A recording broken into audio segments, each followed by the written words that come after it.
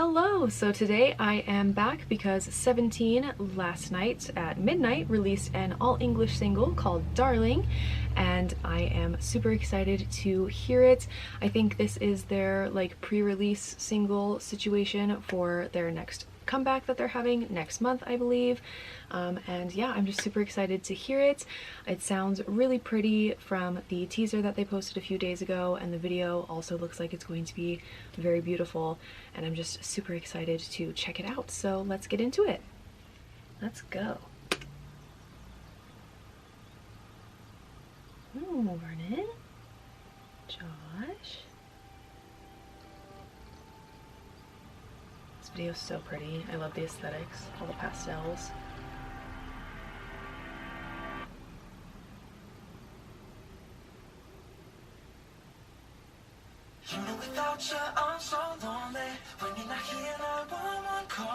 Oh.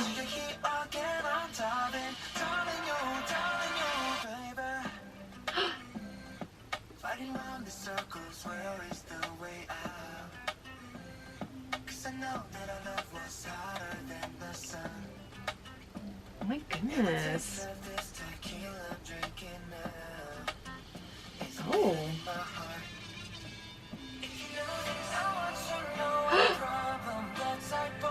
Oh my gosh.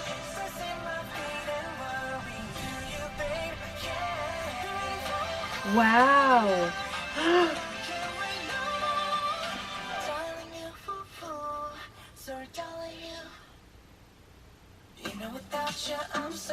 Oh my god.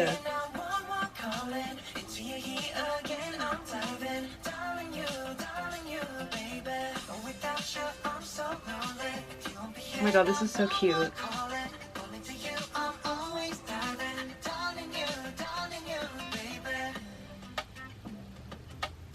What the heck?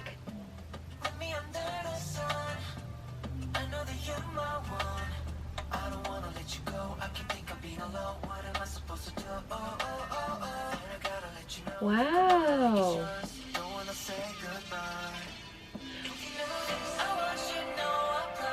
Wow.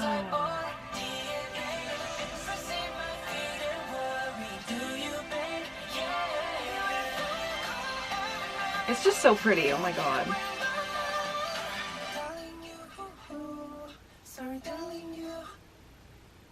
Okay, so now Escus is alone.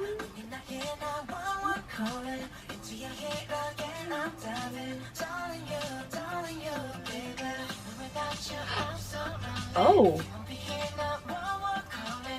Is everything like falling apart because they're alone now?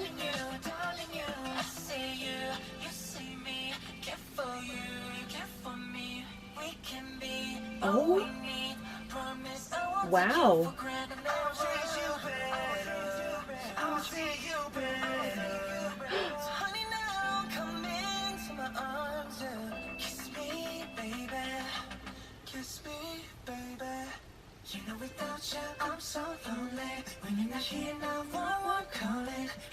This is such a beautiful video.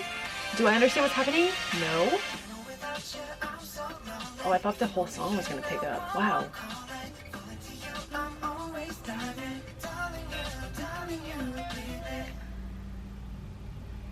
Oh. I'm sorry, what?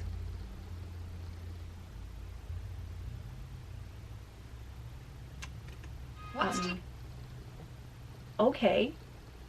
Definitely need to watch that like a million times, because what the heck just happened? It started out so pretty and then everything fell apart. But alright then.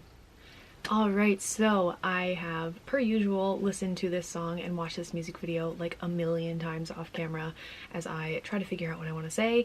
And let's start with how I feel about the song. I really love it. It's so pretty, and I love hearing all of the members sing. I think they all sound absolutely fantastic. Just everywhere, everybody sounds amazing. And I really like the lyrics as well. With a title like Darling and with this kind of imagery in the music video, you'd kind of expect like really cute and precious lyrics, and the lyrics definitely are that. They're just super cute, and the song is so catchy, it's already like stuck in my head, and even on a first watch I was already singing along to it, which doesn't always happen on a first listen for me. So yeah, it's just super catchy and I really like it. The instrumental is really pretty, and there's that one part where it like builds up and it gets like super bombastic and loud for like 2 seconds, and it completely fakes you out because it just drops right back into the same like chill instrumental that had been playing the whole time. I wasn't expecting that at all, but I like it. So yeah, that is one of my favorite parts of the song, even though I wasn't expecting it. But some other favorite parts of the song for me, slash who stood out to me the most in the song, I would definitely say that Dino in the first pre-chorus, I think it is, it's the part where it like opens up on that shot of him dancing and he's singing the line about blood type or DNA. Just the fact like that shot of him dancing was so beautiful, and then him like falling on the ground with that big smile on his face with the other members falling like shortly after was just so precious, and I think I gasped when I first saw that. So I really like that part. He is one of my biases after all, so very cute. So love his part. And then I really like the like kind of effect or whatever that is on Uzi and S-Coop's voices on the Darling You part right before it goes into the chorus. I just like it. It sounds nice, and it adds a little something, I guess. And then I would say that Minghao and June also, I feel like they have a lot of the song and they just sounded really nice. I think they have a lot of like back-to-back pieces, and they just sounded so nice. Like obviously everyone sounds great, but those members and those parts in particular are my favorites, I would say. But yeah, it's a really pretty song. How many times can I say that? I feel like I've already said it a million times. So we're gonna move on to the video now. The video is very beautiful and I love the pastel aesthetic vibe, whatever, and I may or may not have worn this shirt on purpose because I knew the video was going to be like that. But as for what's going on in the music video, as per usual, I don't really understand, and that's a big reason why I was watching the video so many times off camera, was because I was trying to figure it out, as I always do, but you know, I usually don't because I'm not smart. But what it looks like to me is that Seventeen is looking for whoever you is all together.